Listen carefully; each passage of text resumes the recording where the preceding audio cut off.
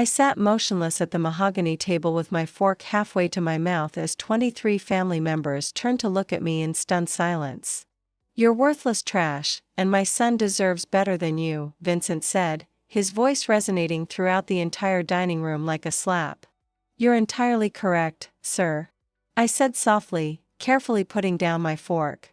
The chandelier overhead cast harsh shadows on Vincent's wrinkled face, making his contempt appear even more terrible. My heart pounded against my ribs, but my voice remained steady. I stood elegantly after folding my napkin and setting it next to my unfinished plate of roast beef. As I picked up my purse from the side table, the quiet stretched like a taut wire. "Excuse me?" Patricia, Vincent's wife, appeared ashamed. His sisters gazed at their plates as though studying the china pattern, and my husband Isaac's face had turned pale. Sensing the poisonous atmosphere that had abruptly tainted what ought to have been a celebration of Vincent's 65th birthday, even the youngest cousin had stopped chatting. "Ruth, wait," Isaac yelled. However, I had already made my way to the front door of the grand Victorian home that Vincent had purchased 15 years prior. The identical home that my investment firm had covertly assisted in financing.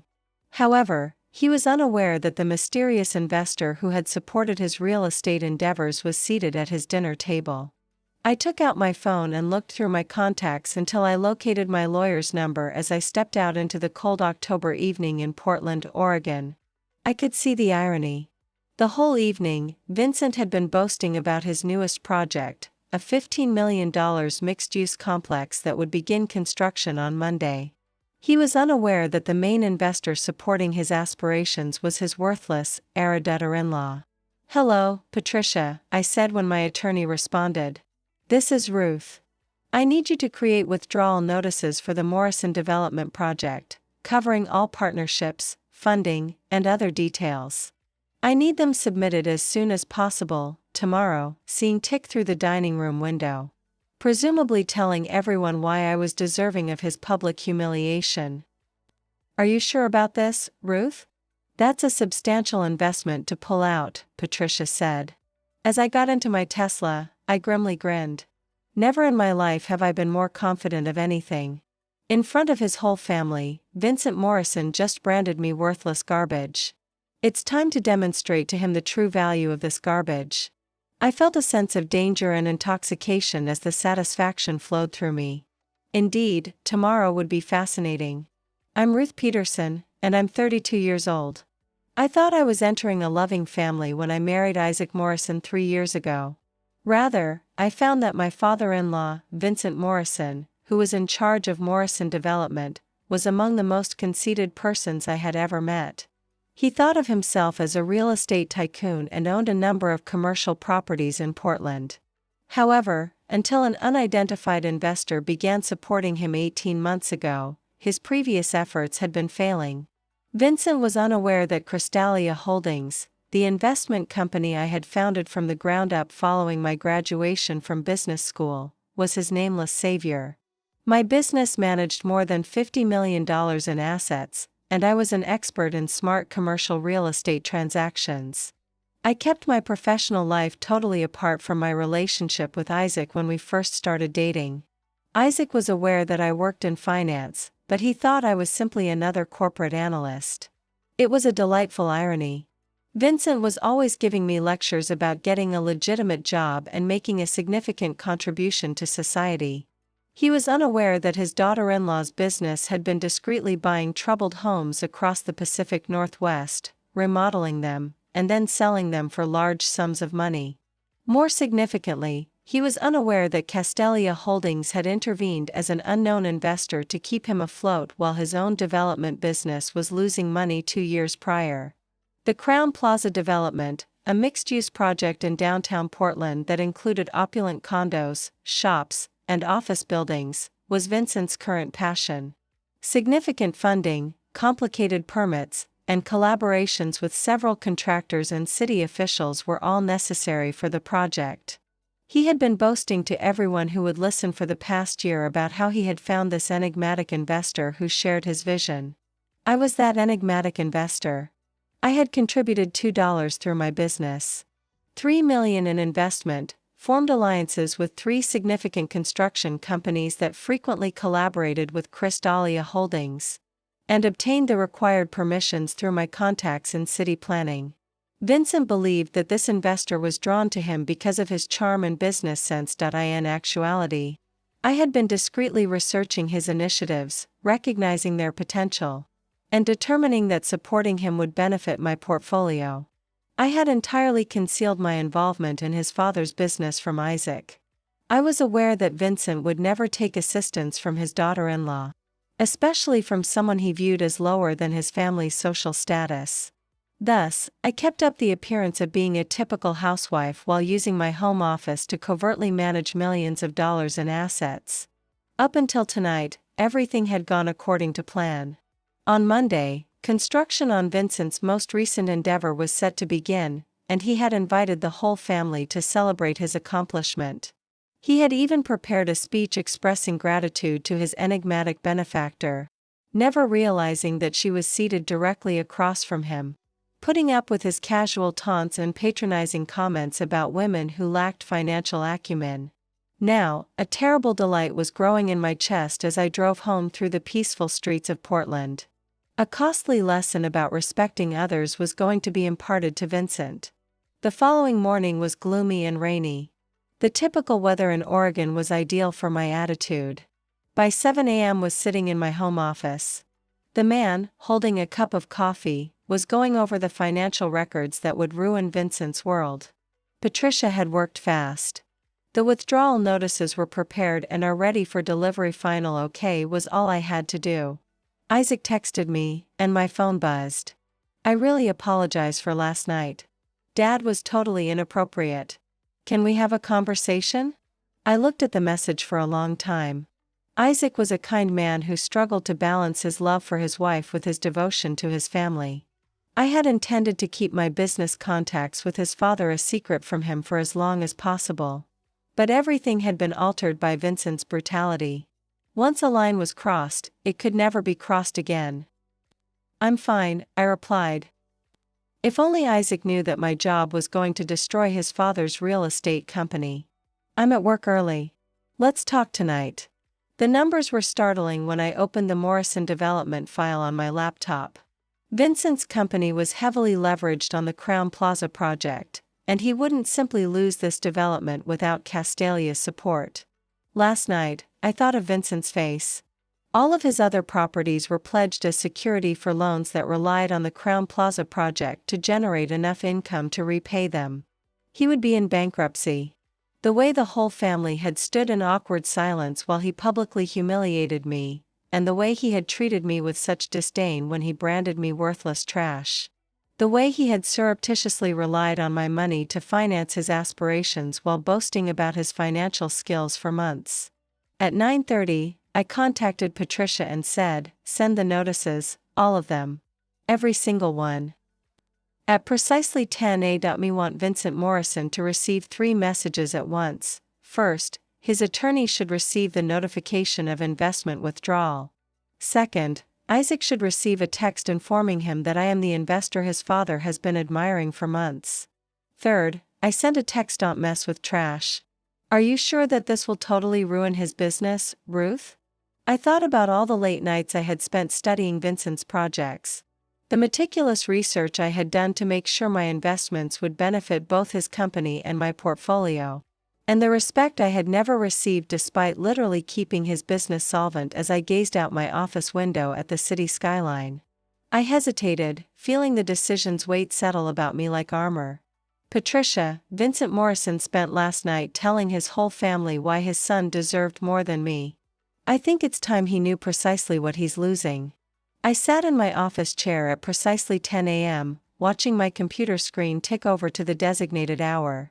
Send the messages at precisely 10 a.m. Let's see how precious trash really is. My phone was silent, but I knew that Vincent's world was starting to fall apart across town.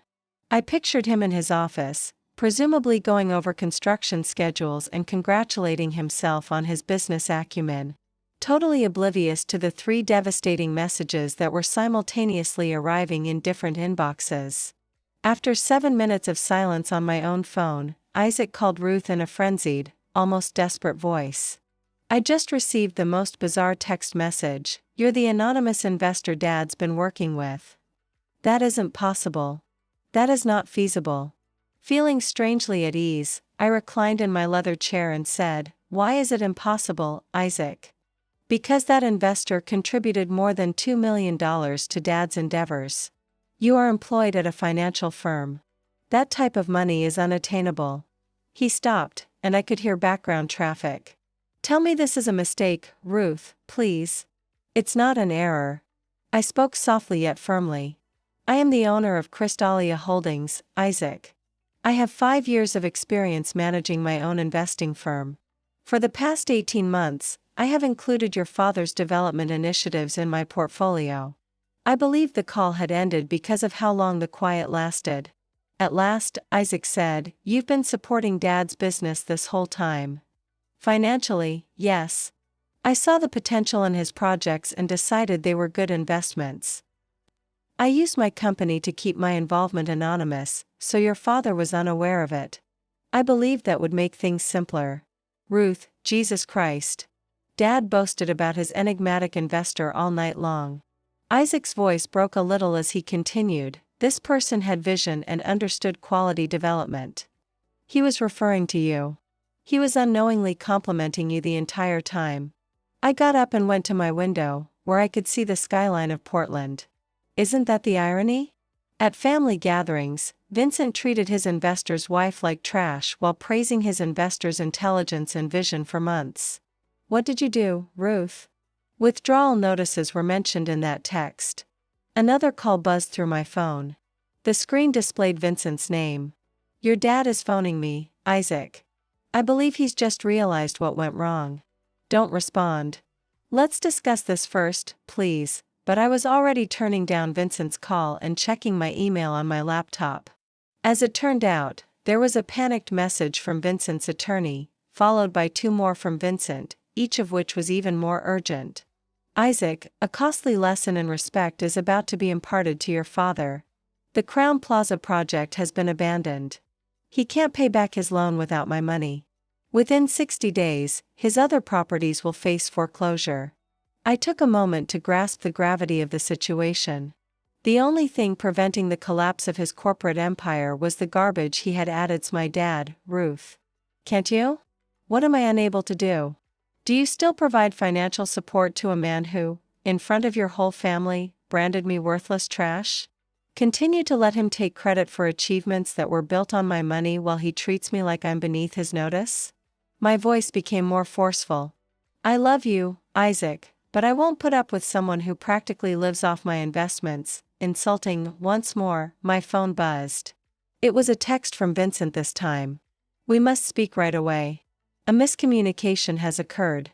During our video call, I displayed the message to Isaac. "Isaac, there's no miscommunication. Your father told me just how he feels about me. I'm now letting him know exactly how I feel about him." 20 minutes later, without a knock, my office door sprang open. Vincent stood there with his normally flawless silver hair unkempt and his face flushed. Isaac stood behind him, appearing embarrassed.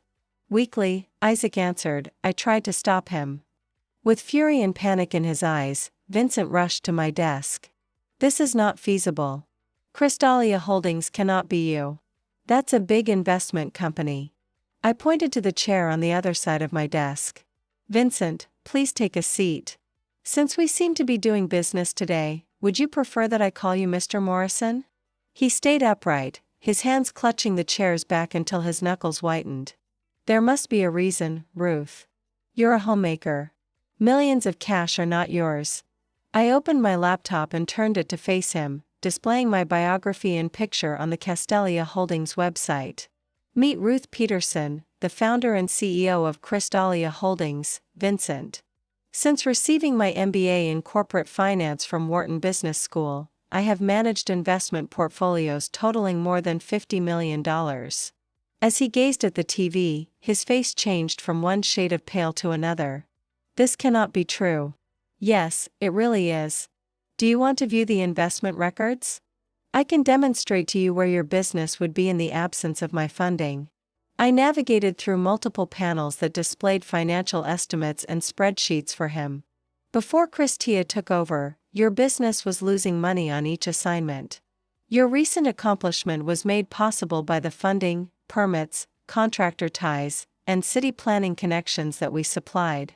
At last, Vincent's haughtiness broke as he fell into the chair. However, you remained silent. You merely sat there throughout family dinners. You lectured me about finding real work while I sat there. You informed me that I had to make a significant contribution to society as I sat there. As you boasted about your business skills and your enigmatic investor with such brilliant vision, I sat there. I bent over. Vincent, you told me I had no value while I sat there supporting your whole way of life. At last, Isaac, who had been standing in stunned stillness beside the entrance, spoke. Ruth has been helping your business for more than a year, Dad. All of your recent accomplishments and projects that you have spoken about were made possible by her funding. Vincent's expression was a mask of bewilderment and mounting fear as he glanced between us. I just said, the Crown Plaza project is dead. This morning, I took all of the funds out. An hour ago, cancellation notices were sent to your contractors. Your expedited permits are null and void since the City Planning Office has been notified that Cristalia Holdings is no longer supporting the project. You can't do this, Ruth, please. I have obligations and contracts. Monday is the day of the groundbreaking. I got up and moved around my desk to confront him. You called me worthless garbage in front of your whole family last night, Vincent. You said your son was deserving of better than me. You publicly humiliated me and thought I would just put up with it. I stopped and saw his face twitch as the full ramifications dawned on him. Your son certainly deserves better. Better than a father who treats his daughter-in-law like trash while failing to acknowledge that she has been sustaining his business. Vincent's phone began to ring non-stop. I said helpful action sector, the sector's project they will inquire about the status of their payments. Vincent's office became the focal point of a financial catastrophe that quickly swept throughout Portland's commercial development landscape over the course of the following 3 hours. His phone kept ringing. Contractors are requesting payment for materials that have already been ordered. Permit applications are being questioned by city officials. Prospective thinking was enforceable, it fell time. Isaac lounged on a corner chair. While Vincent moved wildly and answered increasingly desperate phone calls, I stayed at my desk and quietly responded to emails from other clients. How much? He spoke into his phone. He hung up and called another number right away, saying, No, that's impossible. We had a payment schedule. It's Vincent Morrison, Patricia. I must be aware of my legal choices to compel the action. Sized my head from my laptop. You may want to avoid paying legal bills, Vincent. Standard withdrawal clauses are part of my contracts with Morrison Development. Everything I did this morning was entirely lawful. He stopped pacing and gave me a nearly hateful look. This was arranged by you. You've spent months organizing this. Actually, I intended for our business partnership to last forever. I have faith in the possibility of your profitable ventures. I shut down my laptop and focused entirely on him. Vincent, I didn't decide to stop supporting you until precisely 10:07 last night. What took place at 10:07? At that point, you had done telling your whole family why your son deserved more than me and why I was worthless garbage. That's when I concluded was terrible business to keep up my support for someone who treated me with such disdain. At last, Isaac raised his voice from his corner. Do you realize what you've done, Dad? Ruth wasn't your average investor. She belonged to the family. While you ignored her, she was helping you achieve your goals. Once more, Vincent's phone rang. When he responded this time, his face turned white. By what do you mean? Foreclosures. I have 60 days to fix the default. After listening for a few minutes, he slowly hung up. Your main lender?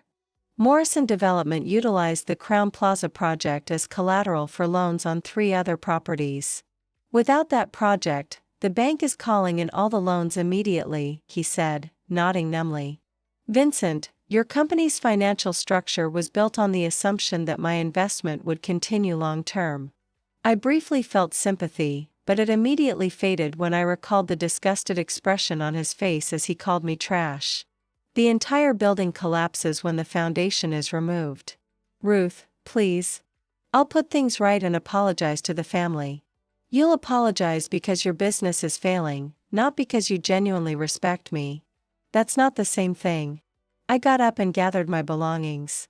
Vincent, you've been telling people for months that your unidentified investor was bright, visionary, and understood quality development.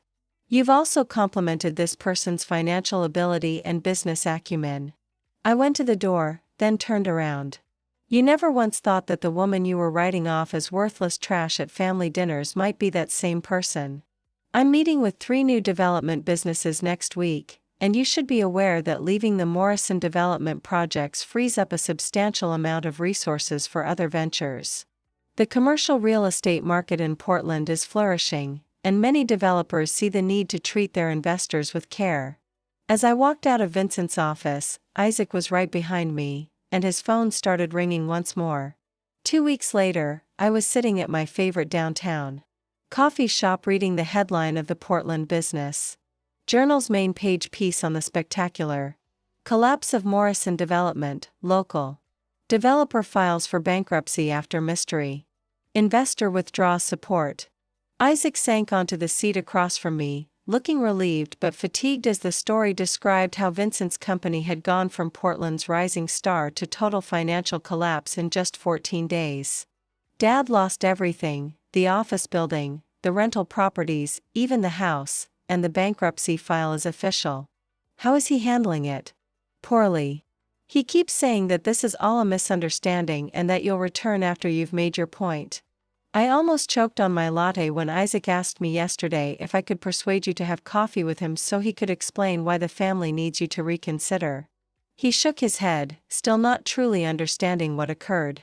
After calling me worthless garbage, he wants to explain why the family needs me. I believe that from that perspective, actually, you were just Isaac's wife who happened to own the business that was investing or standably made all those commercial decisions. I peered out the window at the building site where the Crown Plaza project was supposed to begin, but all I saw was an empty lot with a "development postponed" sign. Isaac, your father called me worthless trash in front of 23 family members. Vincent's failure had become my opportunity, and 3 other development businesses had already approached me about possible partnerships for comparable projects. Then, as his business began to fail, he expected me to set aside my emotions and keep supporting his goals because the family depended on me. Isaac was silent for a long time. The family is beginning to realize what actually transpired.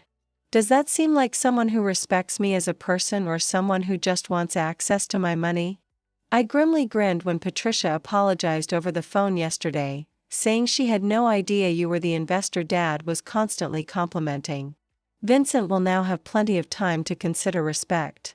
Even more painful than the financial collapse were the social consequences for Vincent Morrison.